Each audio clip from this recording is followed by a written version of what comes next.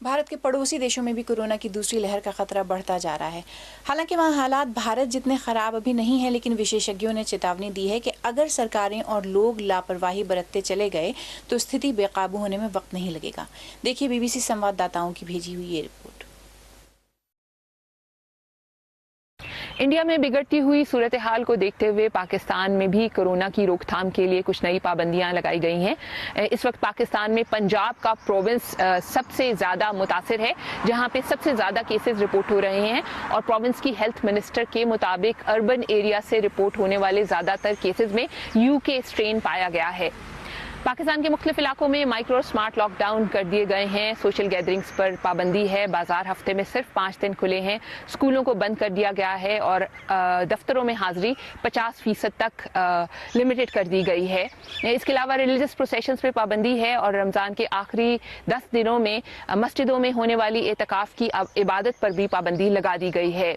पाकिस्तान में 40 साल से ज़्यादा उम्र के लोगों के लिए वैक्सीनेशन भी शुरू कर दी गई है। इसके बावजूद क्रिटिक्स का ये कहना है कि रीजन के दूसरे मुल्कों के मुकाबले में पाकिस्तान में वैक्सीनेशन ड्राइव की रफ्तार जो है, पेस, वो काफ़ी सुस्त है।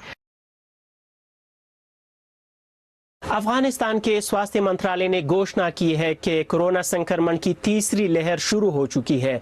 ये वेव अफगानिस्तान के ईस्ट में वाक़े निंगरहार प्रोविंस से फैलती जा रही है, जो कि पाकिस्तान के साथ डिवीजन लाइन पर है। कई महीनों से अफगानिस्तान में कोरोना केसेस कम थे, पर अब स्वास्थ्य मंत्रालय का कहना है कि एक बार फिर से इस देश में कोविड-19 के जो पॉजिटिव केसेस है और इस वजह से मरने वालों की तादाद जो है वो बढ़ती जा रही है और ज़्यादातर केसेस पाकिस्तान और ईरान के साथ बाउंड्री पे जो प्रोविंसेस है वहाँ पे रिकॉर्ड हुए हैं। अफगानिस्तान के स्वास्थ्य मंत्रालय के मुताबिक इंडिया ने 5 लाख वैक्सीन डोज अफगानिस्तान को दिए हैं।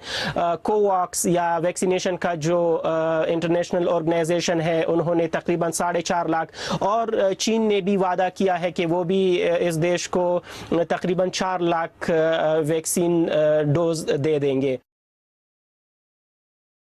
स्वास्थ्य मंत्रालय का कहना है कि अभी जो संक्रमण है 20 से लेकर 40 वर्ष तक के जो युवाओं है उनमें सबसे ज़्यादा दिख रही है और जो लोग अस्पताल में जा रहे हैं उनको अस्पताल में बेड नहीं मिल रहा है। खास करके आप अगर देखें तो आईसीयू बेड और वेंटिलेटर जो है वो मिल नहीं रहा है। उसके अलावा ऑक्सीजन जो चाहिए वो भी नहीं मिलने की शिकायत हम सोशल मीडिया पर देख सकते हैं। श्रीलंका में हाल के दिनों में कोरोना के मामलों में जबरदस्त उछाल आया है। 300 मामले प्रतिदिन से बढ़कर आंकड़ा 1500 मामले प्रतिदिन तक हो गया है।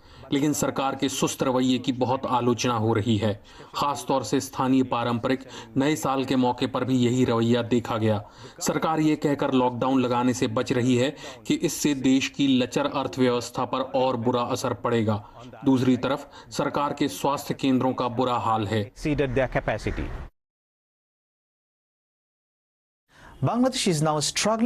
बांग्लादेश में कोरोना की दूसरी लहर को रोकना मुश्किल साबित हो रहा है। सरकार ने पूरे देश में लॉकडाउन 16 मई तक बढ़ा दिया है। अब तक 11,000 से ज़्यादा लोगों की कोरोना की वजह से मौत हो चुकी है। स्वास्थ्य मंत्रालय ने आशंका जताई है कि ऑक्सफोर्ड एस्ट्राजेनेका वैक्सीन की कमी की वजह से करीब 12 लाख लोगों को वक्त पर दूसरी डोज नहीं मिल पाएगी। पिछले साल बांग्लादेश की एक प्रमुख दवा निर्माता कंपनी ने भारत के सीरम इंस्टीट्यूट से वैक्सीन की 3 करोड़ डोज खरीदने का करार किया था। बांग्लादेश ने सीरम इंस्टीट्यूट को 5 करोड़ डोज खरीदने के लिए एडवांस पेमेंट भी कर दी थी, लेकिन अब तक सिर्फ 70 लाख डोज मिल पाई हैं। भारत के वैक्सीन पर निर्यात में रोक लगाने से बांग्लादेश में टीकाकरण की बड़ी समस्या पैदा हो गई है।